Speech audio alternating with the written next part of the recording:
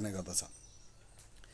प्राचीन कालदेखि नै पूर्वीय साहित्यमा महत्ता कायम गर्दै आएको रसका बारेमा उपनिषदमा रसौ वै रसः भनेर ईश्वरलाई रसका रूपमा लिने काम भएको छ।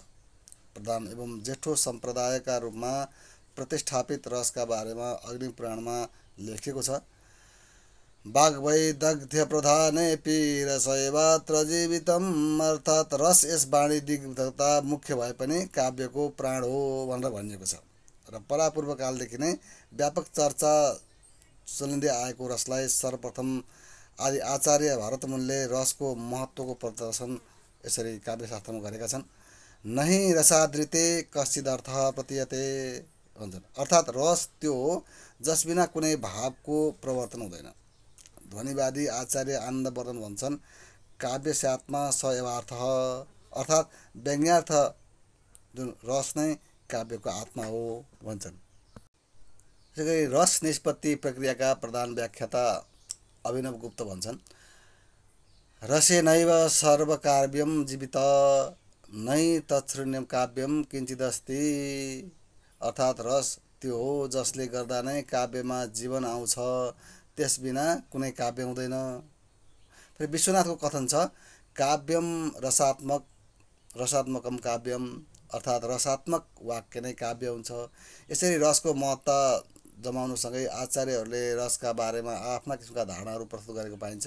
समग्रमा भन्नुपर्दा अज्ञातको आवरणबाट मुक्त भएको चैतन्यलाई रस भन्न सकिन्छ वा चैतन्यलाई ब्रह्मानन्द दिलाउने तत्त्व रस हो भन्न पनि सकिन्छ। अर्को शब्दमा रस भनेको अलौकिक चमत्कार हो जसलाई विशिष्ट भावकले आफ्नै आकार स्वरूप मानि अभिन्न रूपमा आस्वादित गर्दछन्। रसशास्त्रीहरूले रसको सङ्ख्या 9 पुर्याएका छन् जसलाई नवरस भनिन्छ। ती निम्न प्रकारहरू रहेका छन् श्रृङ्गार, हास्य, करुण, रौद्र, वीर, भयानक, विभत्स, अद्भुत र शान्त गरेर 9 प्रकारका छन्। काहीँ कतै कतै वात्सल्य रसलाई राखेर 10 प्रकारका भनिए तापनि मान्यता अनुसार अहिले 9 वटै पुगेको छ। जुन श्रृङ्गार रस, हास्य रस, करुण रस, रौद्र रस, विभत्स रस, वीर रस, भयानक रस, अद्भुत रस र शान्त रस गरी 9 प्रकारका रसहरू रहेका छन्। श्रृङ्गार रस यस्तो प्रकारको रहेको छ कि श्रृङ्गार शब्दको उत्पत्ति श्रृङ्ग धातुबाट भएको जसको अर्थ हुन्छ कामोद्रेक। श्रृङ्ग र आर दुई शब्दको योग बनेको छ। आर शब्द रि धातुबाट बनेको हो जसको अर्थ हुन्छ गति वा प्राप्ति। अतः श्रृङ्गारको अर्थ कामोद्रेकको प्राप्ति हुन्छ। सामान्य परिभाषाभन्दा भिन्न प्रकारका परिभाषा दिँदै आचार्य भरतमुनिले भनेका छन् यत् केचलको सूची मेध्य मुज्वलम दर्शनीयम वा तच्छृङ्गारणे पियते अर्थात् संसारमा जुन कुरा उत्तम, सूची उज्जवल र दर्शनीय छ त्यही श्रृङ्गार हो। परस्पर अनुरागमा आबद्ध नायक नायिकाको एक अर्काप्रतिको प्रेमको वर्णन भएमा श्रृङ्गार रस हुन्छ र यसका दुई भेद मानिएका छन् संयोग वा सम्भोग र विरह वा विप्रलम्ब। सम्भोग र विप्रलम्ब हुन्। श्रृङ्गार रसका आलम्बन परस्पर प्रेमसक्ता अथवा प्रेम आसक्ति कुरा नरनारी हुन्छन् र उद्दीपन एकान्त, उद्यान, चन्द्रमा, चन्द्रिका, भ्रमर आदि हुन्छन् र कटाक्षपात, मुस्कान, लज्जा, पसिना आदि सम्भोग श्रृङ्गारमा अनुभव मानिन्छन् भने विप्रलम्बमा सम्झनामा छटपटिनु, पिरोलिनु आदि अनुभव हुन्छन्। भाव, निर्वेद, ग्लानि, दीनता, मलिनता आदि यस रसका व्यभिचारी भाव हुन् अथवा संसारी भाव हुन्। यसको स्थायी भाव भनेको रति हो। संयोग अथवा सम्भोग श्रृङ्गार यसमा नायक नायिकाको संयोगात्मक प्रेमको वर्णन हुन्छ र यो प्रेम दर्शन, सम्भाषण, स्पर्श, आलिङ्गन आदि गरी अनेक प्रकारको हुन्छ। त्यसैले यसको वर्गीकरण सम्भव छैन तर पनि यो एकै प्रकारको मान्ने गरेको छ जुन त्यसलाई व्यक्त गरिन्छ यहाँ। आऊ प्रिय नगर बेर भने मलाई राखेर काख बिचहात दुवै समाई ती लाल ओठ मुखने र पुर्याउनु भो लौ भन्न सक्दिन म त पछि कुन्ने के भो।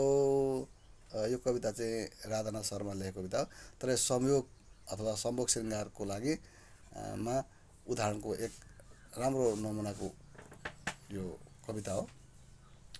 यहाँ नायिका आलम्बन हो र हात समाउनु अनुभव हो। लाल ओठ उद्दीपन हो। नायिकामा उत्पन्न लज्जा व्यभिचारी भाव हो र यिनबाट नायकमा उत्पन्न नायिकाप्रतिको रति वा प्रेम भाव स्थायी भाव छ। त्यसैले यो संयोग श्रृङ्गार रसको उदाहरण हो। त्यसै गरी विप्रलम्ब श्रृङ्गार। पर्खेँ शब्द सुने बसे शयनमा लेटेँ उठेँ झोक्रिएँ हेरेँ मार्ग घुमेँ चटक्क चुडिएँ फर्केँ सुकेँ आत्तिएँ टोलाएँ मनले झलक्क समझेँ झस्केँ कुनामा रोएँ निस्केँ दृष्टि दिएँ फिरेँ धुरु धुरु रोएँ महा के भएँ। त्यसै गरी हाँस्य रस हाँसो स्थायी भाव हो यसको। झुप्पा पुच्छरको पछिल्तिर ठुलो हल्लन्छ चारैतिर खुट्टा चारवटा अनि खुर पनि लामो छ घाँटीतिर खाए घाँस उहाक्छ आँपसरीका डल्लाहरू बरबर आऊ जाउँ सबै मिलेर दगुरी त्यो जाइ जाला पर। यो कालिदास पराजुलीले लेखेको कविता हो र यो कविता यसमा हाँस्य रसमा लेखेको कविता हो। छ करुण रस अथवा शोक। हाम्रा हर्ष र शोक मान ममता सन्तोष एकै थिए एकै प्राण थियो र ज्यान दुईका सन्तान एकै थिए बाँचौँ भिन्न भएर आज कसरी आधा मर्यो जीवनी हाम्रो भेट हुँदैन हो कि सङ्गिनी धिक्कार कहिल्यै पनि।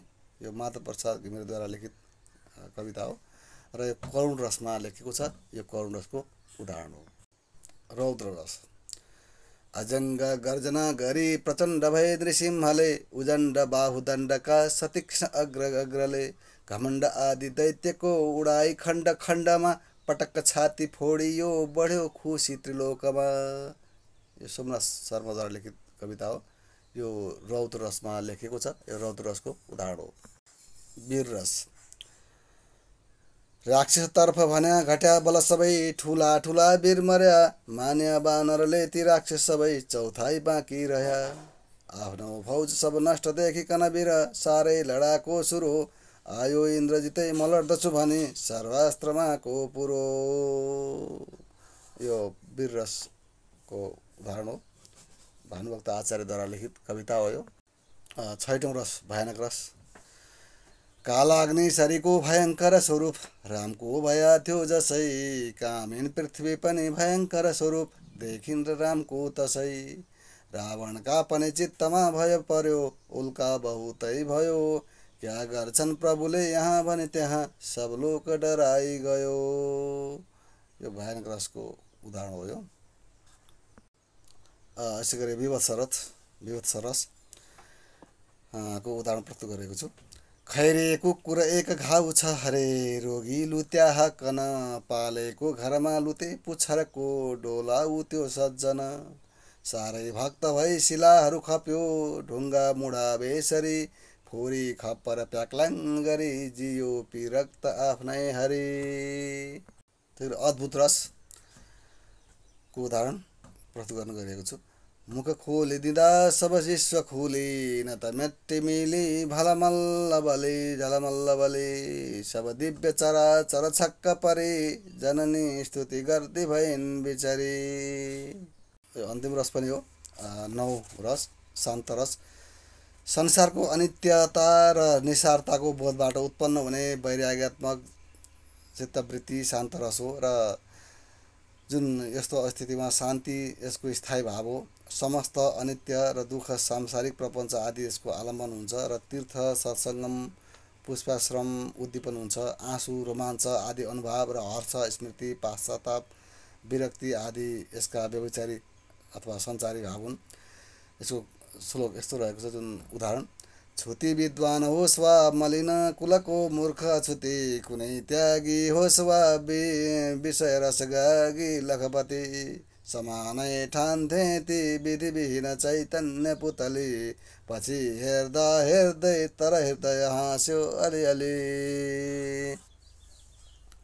यहाँ विद्वान मूर्ख त्यागी र रागीले भरिएको संसार आलम्बन विषय हो भने सबैलाई समान ठानेर हेर्नु अनुभव हो र यस हास्य व्यभिचारी हो अनि यिनबाट उत्पन्न हुने वैराग्यमूलक शान्ति स्थायी भाव देखेकाले यो शान्त रसको उदाहरण हो र यसरी यी रसहरू प्रस्तुत गरिएको छ।